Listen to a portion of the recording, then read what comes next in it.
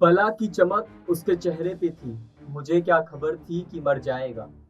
शायर अहमद मुश्ताक का ये शेर नई दिल्ली रेलवे स्टेशन पर मची भगदड़ में जान गंवाने वाले लोगों से गहरा ताल्लुक रखती है।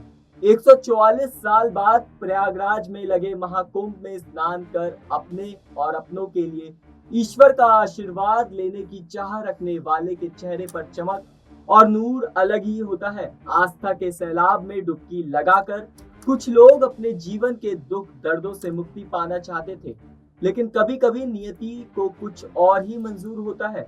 एक झटके में घर संसार उजड़ जाता है और सपने धरे के धरे रह जाते हैं।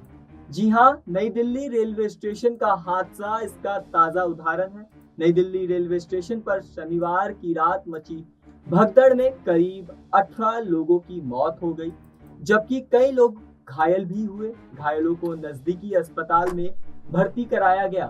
पूरे रेलवे स्टेशन चीख पुकार की गूंज कर रहा है। पूरे देश में मातम पसरा हुआ है। रेलवे स्टेशन की सीढ़ियों पर लोगों के खाने पीने का सामान बिखरा हुआ है। टूटी चप्पल, जूते और महिलाओं के दुपट्टे बता रहे हैं कि हादसे की रात कितनी दर्दनाक थी। भीड़ की शक्ल में आई मौत ने लोगों को खूब डराया, खूब भगाया। कुछ बदनसीब लोगों को मौत अपने साथ ले गई तो कुछ लोग बुरी तरह घायल हुए, कुछ गायब हो गए। टूटी फूटी चीजों से अपने और अपनों की पहचान करते नजर आ रहे लोग मजबूरी तो देखिए साहब, अपनों की मौत पर रोए या जो भीड़ के चलते गायब हैं उन्हें ढूंढे या अस्पताल में भर्ती परिवार वालों के साथ बैठे। ऐसे कई परिवार हैं जो तीन तरफा मुसीबतों से जूझ रहे हैं। प्रयागराज में महाकुंभ की शुरुआत के बाद से ही हादसों का सिलसिला जारी है। कभी प्रयागराज में भगदड़ के चलते लोगों की जान जाती है, कभी प्रयागराज जाने वाले वाहन एक्सीडेंट के शिकार हो जाते हैं।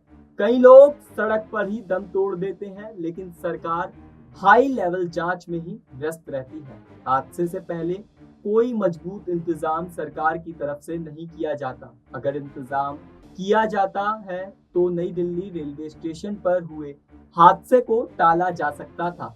आम लोगों की जिंदगियां सड़कों पर, रेलवे स्टेशनों पर और संगम घाट पर ही बिखरी रही और सिस्टम देखता रहा। इन हादसों पर पूरा देश तो सवाल पूछेगा और सरकार को जवाब भी देना होगा।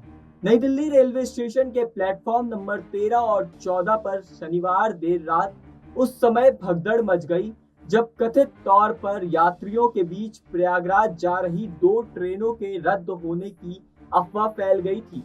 इस हादसे में करीब 18 लोगों की मौत की पुष्टि हुई। हादसे में कई लोग घायल भी हुए, जिनका इलाज किया जा रहा है। हादसे के बाद रेलवे ने विशेष ट्रेनों की व्यवस्था कर प्लेटफॉर्म पर भीड़ का दबाव कम किया। रेलवे ने घटना की उच्च स्तरीय जांच के आदेश दिए हैं। भगदड़ की घटना के बाद प्रभावितों के मुआवजे का ऐलान भी किया गया है। भारतीय रेलवे ने मृतकों के परिजनों और घायलों के मुआवजे का ऐलान किया है। रेलवे ने मृतकों के परिजनों को 10 लाख रुपए, वहीं गंभीर रूप से घायल यात्रियों को 2.5 लाख रुपए और मामूली रूप से घायल यात्रियों को 1 लाख रुपए का मुआवजा देने का ऐलान किया है।